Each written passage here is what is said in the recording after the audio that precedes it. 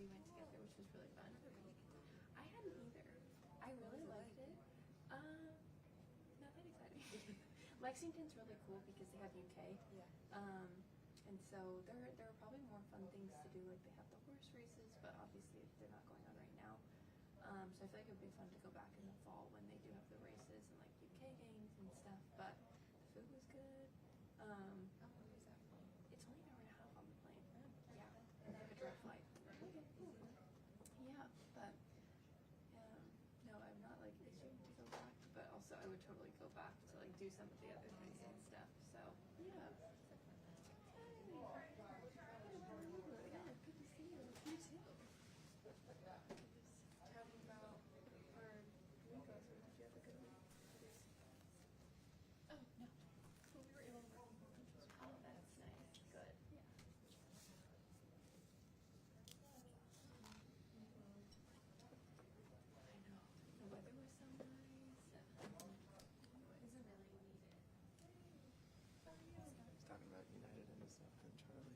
He's what? Talking about United Airlines. Oh. He's just in the back talking about it. Nice. Just getting ready. Yeah, nothing like it. He was talking about it yesterday too. What is his favorite story?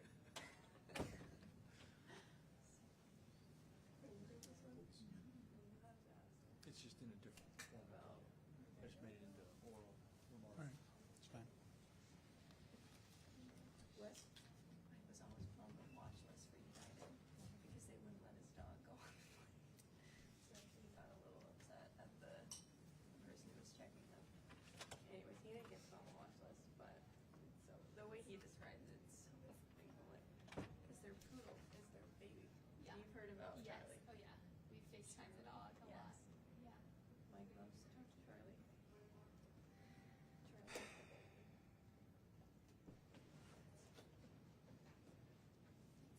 You know, but honestly, that dog is the smartest dog I've ever seen. Because it's medium sized. Mm-hmm. Yeah, he is medium sized, I should say, but he can open and close the door. Charlie is smart. I mean, poodles are smart in general, but I swear that dog is. He's so smart. Yeah, he's in Idaho. And so, anyways, we have my football. I'll let him back and forth. They communicate. It is so funny. How's it going with programs? It was good. The meeting was really good. They honestly,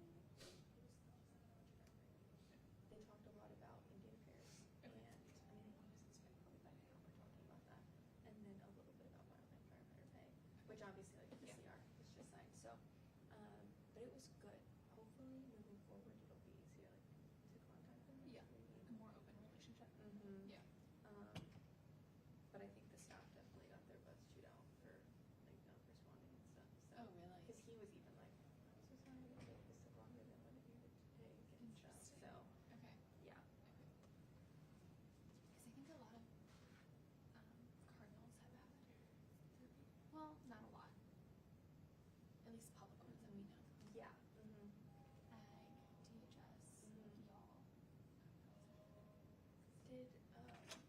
Did Womack come out with? Oh, he did. Yep. Yep. I'm just gonna move this stuff over. He's on his way.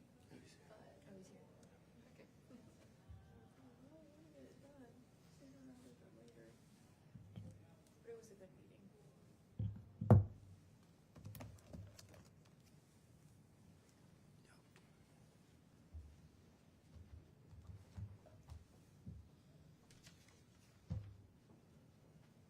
How are things in your office with Elsie?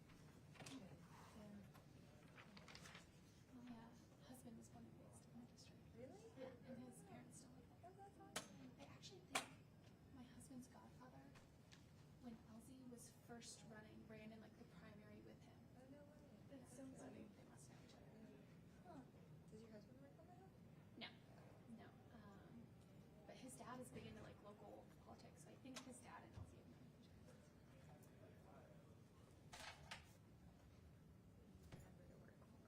Yeah, he seems pretty nice.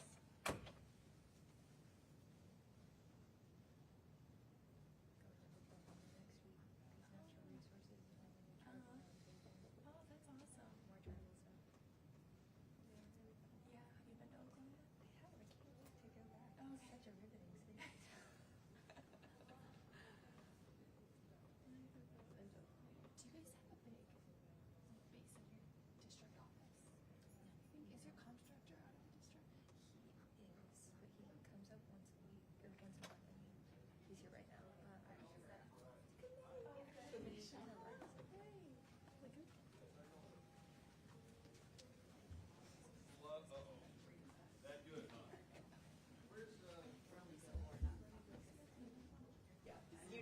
everyone.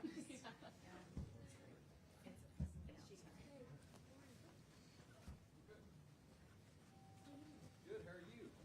Morning, sir. Good morning.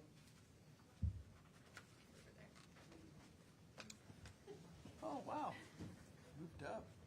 Oh, you got me coffee. You're the best. So what Texas team are you cheering for in the big dance? Tech. Because nobody cheers for Tech. I thought I was kind of about half surprised how good they were. I thought they won that last game pretty handily. They're good. Who are you rooting for? There's, well, right now I've picked Auburn. Gotta stay friendly with the staff. You know? Gotta make the staff happy. When they screwed over Boise State, I said, I don't care who wins. You know? Do you have Boise State in your district? Yeah. That's cool. I didn't realize that. I love Boise. Boise is one of my favorite overnights as a pilot. Yeah, it is Southwest. really nice fun. I love it. Nice city. I love it. Very well. How's all in West Virginia? I'm in Southwest Virginia, but you're right. Oh, I'm thinking Virginia. Okay. I circle around the Birmingham, West Virginia, so you're not far off. It's all the same people. What's the biggest enterprise in your area? Overstimulated. What you got going there? I had an ophthalmologist appointment today. Oh, so they put drops in? Yeah, so I'm dilated. Yeah, your left eye's. Went out into the car and That's what it is. someone else was driving. He got. That's what it is. Yeah. You probably have It was artificially dilated by drops. I don't know what kind of drops they were. You may not recall it Yeah, aviators. years ago. Joe You gotta Biden, wear them for these. Joe Biden ruined those. No, he's gone. Nobody remembers him anymore. Now that's cool. That is what he has to do this hearing in. You could tell he was Yeah. a pilot, can't you? You could tell he was a pilot. You have to wear those throughout this hearing. You've got to. Oh my gosh. Yeah. Watch, somebody in Idaho will put a Biden picture with his aviators next to mine. You wore it better. You have to wear that. Let me see if I can find my opening statement. Okay, and I apologize that I had a ophthalmology appointment this morning and they dilated and everything else in my eyes, and so it'll take a while for those to go down, so it's no disrespect that I have my sunglasses on or his sunglasses on. I just thought you were being cool. Yeah, that's kind of what I thought. I tried to. As he is every day. He just. Now the world can see it, how cool you are, just like we see it. That's right. That was a little. I'm suck gonna up quit the- hiding sorry, that myself. was- I'm gonna quit hiding myself under a basket, you know. Good morning, and thank you all to my colleagues for joining us to provide their testimonies on this fiscal year's 2026 Interior and Environment Bill. I look forward to hearing more about the projects and programs in the bill that are important to each of your districts and to your communities across the country. Your input will be critical as we work to find as we work to fund agencies under this subcommittee's jurisdiction, including the Department of Interior, the Environmental Protection Agency, the U.S. Forest Service, and Indian Health Service, and several others. We will work to accommodate these priorities as best we can as the fiscal year 2026 appropriations process moves forward. Thank you again to each of you, my colleagues, for being here today and have taken time out of your busy schedule to speak with us. We thank you for you bringing these issues to our attention. At this time, I'd like to yield to Ranking Member Pingree for an opening statement. Thank you very much. Thank you very much, Mr. Chair. Looking extremely cool this morning. I appreciate your holding this hearing. I think it's a great opportunity for our members to let us know their priorities as we work through some of the challenging budget issues before us. I'm really pleased to see both of you and one who will join us soon, and look forward to hearing your testimony. Thank you so much. Ms. Kepter, you're up first. Welcome. How did that happen? Back to this committee. Seniority counts for something. Thank you, Mr. Chairman. It's a pleasure to be with you and Ranking Member Pingree, affording us this opportunity to testify before this really vital committee, the Interior Subcommittee, today. And I've served on this subcommittee in the past with both of you and have truly enjoyed working together to address the vital topics within this jurisdiction. And I've served long enough to see progress in my region, and that is very heartening. Fresh water is life.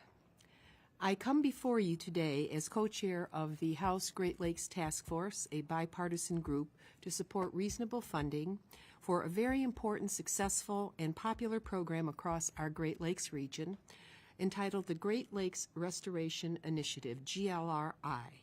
For the largest body of fresh water on Earth, GLRI is life-giving across the vast area that I represent and call home. Just cleaning up the Black River in Lorain, Ohio, took efforts beginning in the 1980s, early in my congressional career, that were accelerated then by the Great Lakes Restoration Initiative and finally completed last year, in the year of 2024. This success has yielded one of the best walleye fishing areas at the mouth of the Black River that flows into Lake Erie. And it is just so exciting to see life sprout up again. That says a lot. As Lake Erie is the largest fishery in the entire Great Lakes, and already this spring, anglers with fishing poles decked out in waders up to their shoulders are waist deep in cold water all across the lakes, but especially the Maumee River that slices through our congressional district, the largest river that flows into the Great Lakes. And it is a river that needs our continued attention as it drains the largest watershed and also manure shed in the entire Great Lakes. We have work to do. GLRI's work to remediate the infractions of prior generations is essential. As House co-chair of the bipartisan Great Lakes Task Force and a senior member of our Appropriations Committee, funding the GLRI is among my highest priorities. When I was a child, our immigrant grandmother, whose name was Teofila, which translates into Daughter of God, a hardworking farm girl from Central Europe, when the Bolsheviks were taking control of the open pasture land of the peasants, came to America, and she would take me for walks later along the Maumee River. She scooped up a handful of water. I can still remember dirty water. I was very young, showing it to me and saying, someday America will pay a great price for this disrespect of Mother Earth. How spot on she was, and she had very little education. The GLRI Act of 2025 is bipartisan legislation that will reauthorize the Great Lakes Restoration Initiative for another 5 years through fiscal year 2031. The bill increases funding that benefits our communities and the more than 40 million people that draw their fresh water from our lakes. It is vital to maintaining and sustaining our communities for generations to come as populations grow and our nation approaches 350 million, headed to 400 million. We cannot behave as though it is 1940 or even 1900. Vice President Vance hails from my home state of Ohio. He served as Senate co-chair of the Great Lakes Task Force there, and he was a sponsor of the GLRI Act. It is my sincere hope that his experience will help the new administration understand the importance of this funding. We hail from America's freshwater kingdom, comprising 20% of the fresh water on Earth. I believe the President himself appreciates the incalculable value of fresh water for our nation and continent. GLRI seeks to restore the Great Lakes ecosystem. Doing so enhances the economic health of our region, but also improves public health, as well as that of nature's critters like bald eagles and trumpet swans that choose our region as home. When I was first elected, there was just one pair of nesting bald eagles left on Lake Erie because of DDT. Today, after decades of effort, there are now nearly 100 pairs, and they even do tourism tours showing people where the nests are. Across our region, GLRI funds remove very, very toxic legacy pollution, including the residue from products like beryllium, to achieve freshwater quality and habitat restoration. It is critical in reducing the spread of harmful invasive species as well, such as preventing the destructive Asian carp that is moving up the Mississippi River as we meet today and seriously threatens our Great Lakes $7 billion fishery and our $16 billion boating industry. The GLRI also funds so much of the work to mitigate the harmful algal blooms occurring in our Great Lakes. In 2014, those horrid blooms got into the fresh water system of my hometown of Toledo. And the water was shut off. The city shut off the water for 3 days to customers in Ohio and Michigan. The crisis was surreal, but it remains in my mind as if it was yesterday. And it reminded us of Mother Nature's power over us. With the help of our bipartisan members of the Great Lakes Task Force, we've been able to protect and even slowly make improvements to our freshwater systems and all of the piping and everything that goes into it. But we are far from freshwater security. And I will tell you, when I look at the money, and this is no prejudice against west of the Mississippi River, I support all of that. But the legacy environmental debt plaguing all of our Great Lakes cities, whether it's Milwaukee, Wisconsin, whether it's Detroit, Toledo, Cleveland, you go along the Great Lakes. Because of EPA mandates, we've provided a lot of indebtedness to our cities, but they don't get the amount of federal support that the West does. And we actually have more people that draw water from our lakes than the Bureau of Reclamation provides for those that live west of the Mississippi. I want to help them too, but the environmental debt is it plagues many of these manufacturing cities that have much of their industrial capacity outsourced to other nations. And we have to pay greater attention to the environment. So please let me recall that GLRI was designed to be a supplemental program. Without solid base funding at the Environmental Protection Agency, the GLRI cannot be effective. My hope is that the Bipartisan House Appropriations Committee will work with the Trump administration to appropriately fund programs like GLRI. It surely creates jobs, recreational opportunities, economic development, and most importantly, preserves clean drinking water for the millions who depend on this precious, precious resource. Over 80% of Midwesterners support the GLRI, and it regularly passes the House and the Senate in overwhelmingly bipartisan fashion, one of the rare programs that do. Everyone can agree GLRI is just good common sense to protect our most important natural asset, fresh water, which is the basis of life itself. Thank you, Chairman Simpson and Ranking Member Pingree, for allowing me to present this before you today, and I yield back. Thank you. Do I understand you need to leave ASAP? Me? For some, yeah. If you don't have to, then we'll hear right ahead, go right Representative Griffin. Chairman, if you all want to ask questions No. and let Ms. Captor go, it's fine with me. No, go ahead, Yes, Representative please go Griffin, go ahead. Thank you very much. I do appreciate you, Mr. Chairman Simpson and Ranking Member Pingree, for holding today's hearing, and I appreciate the committee's willingness to provide me with an opportunity to draw attention, once again, to the Abandoned Mine Land Economic Revitalization Program, or the AMLR program. And I have to go through that because, as you all know, sometimes it often gets confused with the historical Abandoned Mine Land program, which is a completely different animal. This pilot program began several years ago at the behest, and in all fairness, at the genius of my neighbor on the Kentucky side of the line, Hal Rogers. It was a great program, and then we piggybacked on his brilliance. Before it was created, of course, you had the old program, but under this program, the big difference is not only do you clean up sites, but you can transition the site for an economic development reason. In a district that is 409th out of 435 in take-home pay, it's a big deal. This has done more for the part of Appalachia that I represent in the coal fields of Southwest Virginia than any other program has done. Project Intersection in Norton, which serves a number of counties down there, has created 345 jobs. They took down a high wall that would have taken a lot longer under the old program to get taken down. It had been sitting there for years.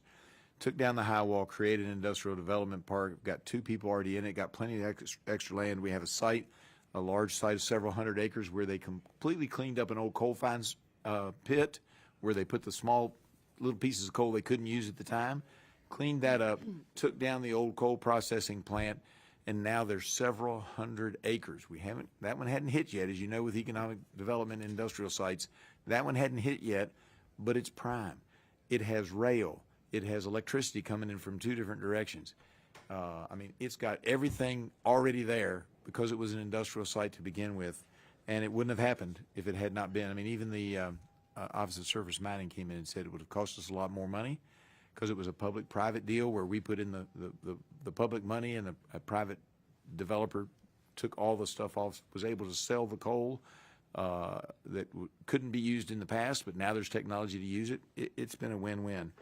There's also all kinds of tourism that we've been able to do. We've increased, parking at the Devil's Bathtub. We've increased the ability to use some trails in Dickinson County, which is, if my district is economically challenged, Dickinson County is one of the most economically challenging counties out of the 28 jurisdictions I represent. And they created horseback riding trails, and you say, what does that have to do with coal mining? Along the path they wanted to use were all kinds of mine portals, entrances to abandoned coal mines from the early part of the 20th century. Able to close those off, make those safe, that then made it available so that people could get in there and actually ride horseback. So it's been extremely important, and there's a lot more in my written statements, but that's what I wanted to get across. Is this has really been it doesn't cost that much money in the big scheme of things, but it's been big. I will also raise this issue that came up. We didn't start this way, but it's been a problem. The federal government has, and y'all took care of it in last year's language, and I don't know whether it survived the CR or not, but one of the concerns is that the federal government suddenly decided that if the people who got the money didn't succeed for whatever reason, then the federal government would take title back to the land. I don't have a problem with a term of years. I don't. And I can give you a whole legal dissertation on my theories on this. I would suggest 7. I don't have any problem with the federal government making sure that, that it's not some scam. I don't have a problem with that. But they wanted to make it in perpetuity. You can't get anybody to develop, and one of my counties has specifically said, we're not touching it. If the federal government is going to come back in, if this project doesn't work the way we planned and they can come back in perpetuity, we're not going to do it. So I would suggest 7. I think there's good legal basis in the altered common law adverse possession law to go as high as 15. That's been amended for about 200 years in Virginia to a 15-year period.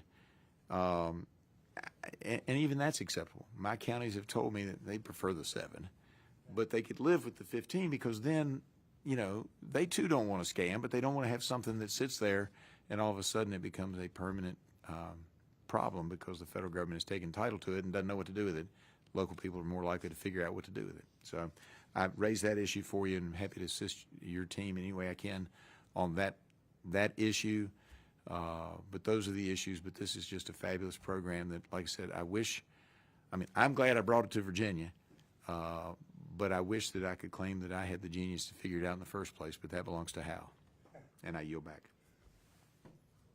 Thank you, and I understand the third witness is not going to be attending today. So besides having the federal government take it over in perpetuity, they can actually make it so that they will get it in the long run, if that's their wish. They can make it so hard to develop that they know it's just not going to happen. And while that's technically accurate, we've not seen signs that that's what they want to do. No. It's just that somebody decided that they needed to have the ability to come back in and have basically a reversionary clause on the property in perpetuity. And because you don't have adverse possession against the federal government, there's no way for the county to ever use that land going forward. No. And it just sits there. And the whole purpose of this program, of course, is to clean up the mess. Yep. But then to convert it so that it can be used for something that produces jobs or tax base for the local jurisdiction and helps folks out in one of the most economically stressed regions of the country. Yeah. I was interested that you mentioned the high walls that you took down. Yeah. It's an issue in Idaho right now on the Fort Hall Indian Reservation where they had phosphate mining out there. Mm-hmm. And now they've left in these pits with high walls, and the tribes want them taken down. They should be. I look at them and say, give me a few sticks of dynamite and I'll take that high wall down for you. But I guess there's a better way to do it that requires more money and stuff. But we're working with them on who has the responsibility, the mining company, what's the EPA and the Bureau of Land Management's issues on this and stuff. So it's a challenge. It is a challenge. And in ours, it was a high wall with a company that had gone belly up, so there was no corporate entity to look to, and it literally was a few feet off of the main highway. Oh, is that right? Oh yeah, we had this. I mean, you would drive into the town of Norton, and there was this cliff. They had to have fencing. The local government had to pay for fencing to keep people from going up there and accidentally falling off into the road. I mean, it was an eyesore and a dangerous element, and it prevented development of this area up on top that was relatively flat. Smooth that out. Now we have businesses going in. It's a huge success story for our region. Marcy, it's always good to hear from you. Thank you. We have been able to take care of the Great Lakes Initiative pretty well for last year and through the CR and that kind of stuff, and we'll continue to do that. I kind of have a little commitment with Joyce on that. So, but that's important to us too. You mentioned the Eagles, Yes. and that they're back now. Yes, they're beautiful. This is my Trivial Pursuit question for you or anyone. I read a book called Eagle's Plume, which is kind of the history of eagles and stuff. Do you know what state has more bald eagles than any other than any other state? Oh boy, that's a good question. I would guess it's in the West. That's what I would have thought, being from Idaho. I'm going to say Virginia's making a run at it, but I don't know if we're there yet. Texas.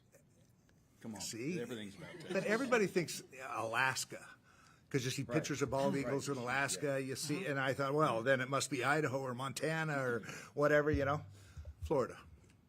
Ew, poor things, it must be so hot. They're fishermen. That's kind of what I thought.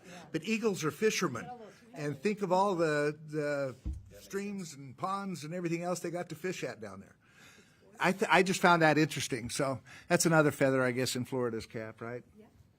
The rest of us will complain about it. I wouldn't have guessed Some of my staff members will try to convince me that SEC football is actual good football, and I'm just, May I share a story? One of my compelling memories of Secretary of Interior Haaland during her service, she came out to the Great Lakes, and I happened to be there, and it was just about this time of year, it's spring, when the ice was breaking up on the lake and everything. And we went way deep into some of the wetlands that open onto Lake Erie. And as she was walking, she knelt down, and she took a piece of land and she kissed it. Because knowing the history, you can understand the names Erie, Cuyahoga, these various names that Ottawa, that are in our region, named as counties and so forth. And then I looked up, and where the ice was just melting, and I looked out on the lake, and I saw something I had never seen. I thought it was ballerinas, and they were trumpeter swans. I had never seen trumpeter swans in the spring. Oh my goodness, they were so beautiful. And so the beauty, the stark beauty of this country and what it took to settle that region, which was swamp, what a credit to our forebears. So thank you for continuing in that tradition on this subcommittee. You bet. Ms. Pingree. Thank you, Mr. Chair. Thank you both for testifying. I have the good fortune of living on a tidal inlet, and so I have eagles outside my home all the time, and it's been really amazing to see the comeback of the eagles and to see them up close. But the best viewing of an eagle I ever had was in the chairman's office when you brought one in there, and it was kind of shocking and majestic at the same time to be that close, because they're scary and they're really big. Claws are really Yeah, and that's just changed my whole view. When they fly over, I'm like, oh, I know what they look like close up. It's really quite amazing. Marcy, no one champions the Great Lakes, or Representative Capter, as well as you do, and thank you for doing that. It's really critically important, and I hope we can continue to be very, very supportive. Being from New England, I support your bias that there's too much money that goes to the West and not enough to help, particularly with the post-industrialization areas and the burden that has been there over time, which is true of everything kind of east of the Mississippi. So to the extent that I can be helpful, I'm always happy to do that, and with reauthorization here. But I also appreciate your remarking on the importance of having consistent funding from the EPA for so many of the things that you do. And as we see the cuts that have already been made, the cuts that are proposed, I think it's just very worrisome about how we'll maintain that fundamental base of doing the environmental cleanup work that we have to do and supporting that agency. But thank you for being here to make all these extremely important points in the eloquent way that you always do. So appreciate your long service. And Representative Griffith, Morgan, nice to see you. And I appreciate also, I have a vague memory of when Chairman Rogers was working on this program, but it really is, as you say, sort of a good combination of doing the appropriate cleanup, but then allowing communities to see the economic development, which I think helps people honestly have a better feeling about what the government does, and recognizing that our communities need these economic opportunities. We're the ones who've lived with the other side of what went on over the years, and if you've lost that industry, you need it in particular. So I hope we can be helpful to you to continue with that. And I would also just say, I feel like in this era of DOGE and cuts and a lot of activity that goes on, sometimes without this committee even, having a sense of what they're cutting before they cut it and how do we get it back, it's really important for every program to have a champion. It just really is. And obviously that means a lot to your state, and there's some real value there. And the way we can keep track of all that is changing before our very eyes and what will be changed in this budget. So I hope you'll just continue to keep us informed about it, and we'll certainly try to keep our eye on it. But I think it's really beneficial that you're there to do it. And what is a high wall? It's where they come in and they mine through here, but they've cut away part of the cliff, and you leave the remaining cliff where the mine used to be on the other side, so that you have just this literally a rock wall, Like a cut in the. Yep. Yep, it's a straight up rock wall. And how do you? I mean, they're not all straight up. Some of them are slanted a little bit, but they're too high to be safe. So how do you remediate it? You take it down. I mean, You level the you peak there. Yeah, Okay. you level it out, but it takes a lot of earth moving and a lot of. It's not cheap. Great. Well, thank you. Really appreciate your testimony. Thank you, Mr. Chair. Our tribes in Idaho, in the Fort Hall Reservation, where these high walls are, and there's several, because they had several pits out there, are afraid that in the winter, there's a lot of snow machining that goes on out there, and somebody's going to fly off one of those high walls, and it'll be all over then. Yeah. Anyway, it's a dangerous problem. Mr. Elsey. Thank you, Chairman Maverick. Representative Capter, I'm curious what, can you tell me about the algal blooms, and what are they, what are the detrimental effects of it, and how does this program help with the problem? That's a really important question. And here's what one of our farmers said to me from Williams County. I was out there for a meeting, and he said, "Congresswoman, let me ask you a question." I said, "Yes, sir." He said, "Where did algal blooms come from? Why are they there?" I said, "Well, they're there because of dissolved reactive phosphorus." And he said, "So how are we going to solve the problem?" I said, "We can't seem to solve it very easily. I think we need monitors in the lake that are hooked up to a main pole so we can get above the frequency of 7 or 8, whatever the number is, to be able to detect where the dissolved reactive phosphorus is coming from over this vast region, because we've not been able to really pinpoint it to where we can remediate as the rains flow across the land and it washes into the lake and so forth." So he goes, "So let me ask you a question. 1990, we didn't have algal blooms." I said, "Well, I'm not remembering exactly, but I said, I guess you're right." And he said, "But then what happened in 1995? I said, "Did it warm up?" "Nope, didn't do that." He goes, "Glyphosate." And I said, "Oh," which is an ingredient in Roundup Ready. And our region is a huge soy and corn bowl all across this area because it's so arable. And he said, "And then it kept getting worse, didn't it?" And I said, "Oh my gosh." And I believe him to be correct. but we even had NASA try to help us fly over. They put a big plane up in the air and using their detection devices to try to probe into the water to see where this was coming from above the lakes. Even NASA couldn't do it because their frequency was not above 7 in the equipment that they put up in the air. So we are still struggling to figure out where this is all coming from because it's the main ingredient in the growth of toxic algal blooms. And we have to figure out how to remediate. And that means dealing with fertilizers on the field and or on the yard, reconstituting those.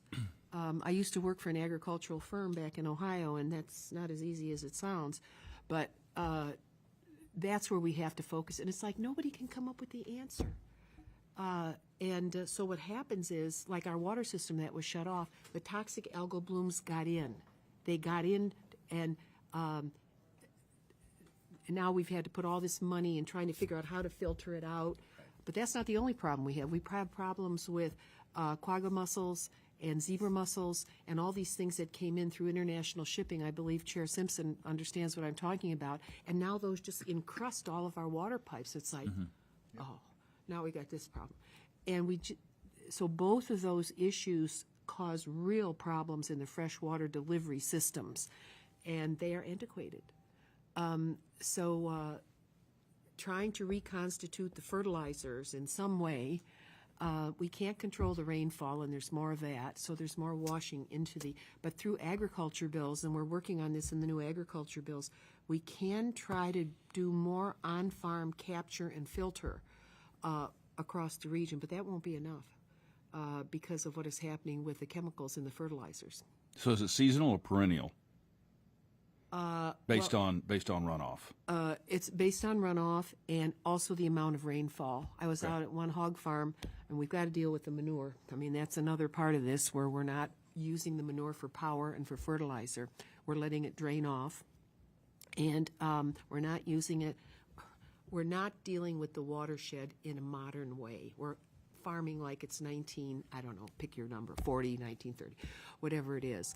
And all across our country we have to deal with this because of increasing population. So for us, where we've got this freshwater threat, we really need to have the best scientists that there are at USDA and elsewhere to help us reconstitute fertilizers. And we have to have the hardware to provide clean water to people and modernize those systems. Okay. Thank you, ma'am. Representative Griffith, how do you seal up these mines? Two questions. How do you seal up the mines? And the 7 versus 15, both those numbers seem very arbitrary. So what is the scientific delineation for why it's 7 versus 15? Remind me to get to the first question. I'm going to answer the last question first. The 7 is totally arbitrary. I picked it out because I kind of like it. Okay. The 15, so at common law, you could get adverse possession, which means if nobody's using the land in a manner which is conducive, and it's more complicated than that, but basically there was a common law principle that if nobody's using the land and somebody steps into the land and starts using it, after 20 years in the common law, coming over from England, the land then became the property of whoever was using it for a valid purpose. You had to have color of title, and there's all kinds of other legal issues. But that's your big one, is somebody's actually using it for a bona fide purpose, and nobody has come in and said, wait a minute, that's my land. That was changed for purposes of actual ownership in Virginia, and again, I'd have to go do the research, but about 200 years ago, I might be off by 50 years, plus or minus, to 15 years, because they felt like 15 years was sufficient time if somebody said, wait a minute, that's my land you're farming on, or my land that you're doing something on, you could come in. That's where I got the 15 from. It's based on the updated Virginia version of the common law at 15 years. I know that may not apply to most states, but all of your states that are currently in the AMBLR program are states that originally derived their laws from the common law. And so that's why I picked that. So the 15 is less arbitrary. The 7 means that the local governments have a better ability to keep track of it, and and they obviously would prefer the shorter period, but I put the 15 in my statement because I can actually justify that one from a legal standpoint. So is 5 better? Is 3 better? Well, I would submit, and this is just my gut, that 3 or 5 might be too little when you're dealing with the title to real estate and the ability to improve real estate. That you want to, if somebody's trying to pull a scam on the local government and the federal government, 3 to 5 might not tell it. I think 7 probably does tell it. That's a Morgan gut issue as opposed to having any scientific or historical basis. The 15 is a historical basis, but I think once you get above 7, most of the folks who are don't play those games that long. Okay. And that's just where I came up with that. Now, the first question I forgot, and I knew I was Sealing up the mines. Oh, it depends on the entrance that you get to, and I'm not an expert on this, but basically you put a fairly significant fencing in front of it that prevents anybody from going in. That does not seal up, and you don't want to seal up the airflow. So you've got to have a little bit of airflow because a lot of the mines, not all of them, every mountain is a little bit different, every mine's a little bit different. A lot of my mines are bleeding methane, which is interesting because we now have a company, CNX, it's a subsidiary or it's a division of CNX, has developed where they actually are taking the methane out of a working mine in my district. Yep. It's great new technology. I've been trying to entice them to apply Power generation? And trying to get them to grab that methane out of. I want them to do a pilot project with AMLR money.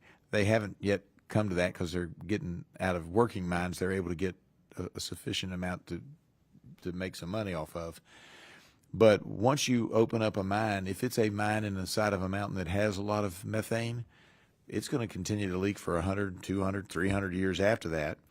And so you don't want to trap that inside of a mine where it can become an explosion or explosive potential. So you've got to leave the portal air free so that the methane can get out, but you seal it off so no human can get in, even if they're really working at it. I mean, I guess if they brought a bulldozer up there, it could still get in, but so that nobody wanders in, particularly kids who think, oh, this is really cool, let's go in this cave.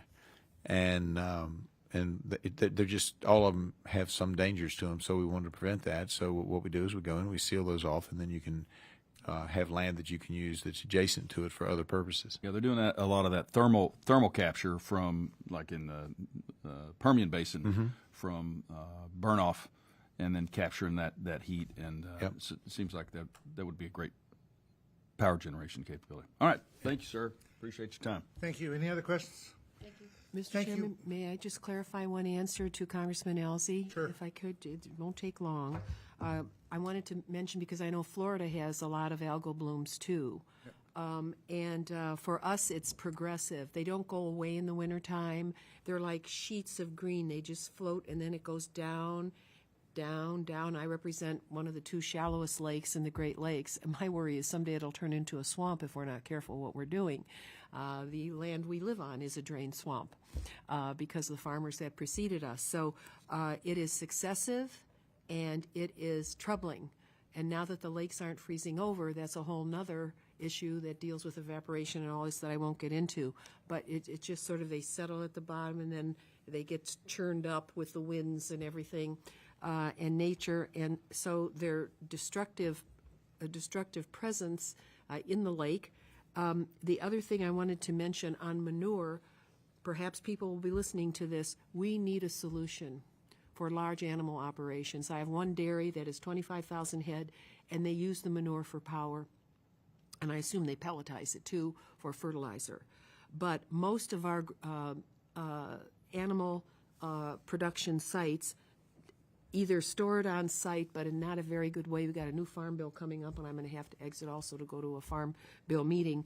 But we must find a better solution for these vast amounts of manure. We are talking, just from our little area, hundreds of train loads a year, the equivalent of that from Toledo to Chicago, let's say, of just manure. It is so much. And I keep saying, why haven't we had a solution to this in this country? What is wrong with our ability to cross specialties and get an answer? The farmers can't haul it because it's too heavy. So then that means that in California, what they've done, where they farm, they put like gas lines in between farms. We can't do that where we come from unless we have like a Bureau of Reclamation or something out in our part of the country. But we've got to be able to capture this and reuse it, to pelletize it. The farmers can't haul it because it makes it too expensive per mile. And I'm saying this is just, here we've got sewage treatment plants and all this stuff, but we can't figure this out for agriculture. And it is really needed, believe me. Marcy, you're in my turf now, and I am a big proponent of biodigester and happy to sort of get with you and talk a little bit more about some of the biodigesters that we have in this country and the expansion that's going on. We have a great one that's about to open in our state that provides natural gas, turns things into natural gas, and then they use the dried component for fertilizer. There's been some resistance to it, but I think there are huge opportunities. Some of them are for individual farms, and some of them are collective, where the farmers truck, but not too far, something in their region. So I'll fill you in on some of the legislation or opportunities around I that. appreciate that, Congressman Piggy. And we can fight this one, and I get probes. Our farmers hate the methane digesters that they have bought. They kick them. When I go into their sheds, they're so mad because they break down when the heat gets too hot inside. I said, you mean to tell me we can land a man on the moon and we can't figure out how to deal with the heat inside these machines? Yeah, I'd love to hear more about that. Maybe it's a scale issue. Anyway, it's a great opportunity, really, I think. Thank you. Thank you both for coming and talking with us about your priorities in this bill, and we look forward to working with you to see that we can include them depending on whatever the requests and the budget and all that looks for. It's going to be kind of challenging, but we look forward to working with you on these issues. Thank you, Mr. Chairman. Okay. Thank you, Ranking Member Pingree. It's a pleasure to testify. You can't see take with any these nuclear either. waste and put it in any place. Committee's adjourned.